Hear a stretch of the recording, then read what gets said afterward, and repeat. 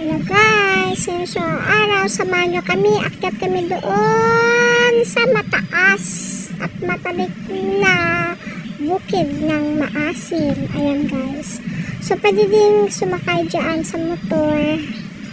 Ayan, kung nakita nyo, nandoon na si JJ, nauna na siya sa amin. Doon kami sa tuktok. Ito guys, tingnan nyo guys yung kabukiran ng Maasin, Iloilo. Ayan guys, so dry na yung mga leaves nila kasi sobrang init. Ayan, tingnan nyo guys, wala na silang dahon, kaunti na lang kasi summer, sobrang init, so nalanta na yung dahon. Ayan, kaunti na lang yung mga dahon dito sa kabukiran. Ayan, so dito kami pumunta sa bahay ni Russell kasi kakain kami ng tanghalian. Ayan, tingnan nyo guys, doon kami sa dulo ng galing. Ayan, makikita nyo doon kami kanina nagaling doon sa dulo. So nandito kami sa tuktok ng bukid.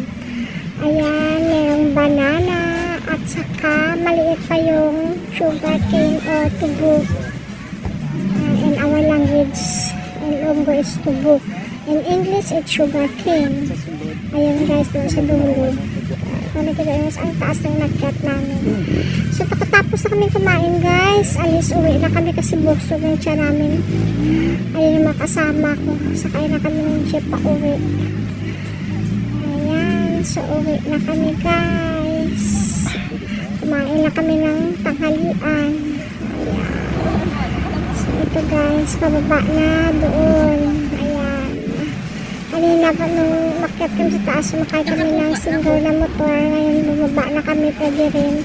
May dala kasing sasakyan yung kasama namin. So ito guys, samahan niya kami, pauwi na kami. Just sit down and relax and watch the video.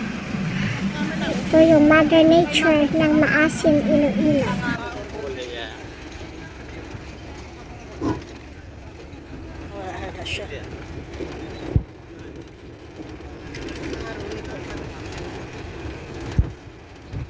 Yung kilala mo nung Paulo, no? Ito, Pauna mo. Abilino, Day or Montes? Hindi na. Jeep nung sa una, no? Away ka concentrate sa driving. Do not disturb the driver. Ay, napit na pala ako dito. Kasi pala kayo na makasunod kita. Grabe na traffic. Nung yung parking ay bala naman to ang ano. Gusto lang namin maglagaw ng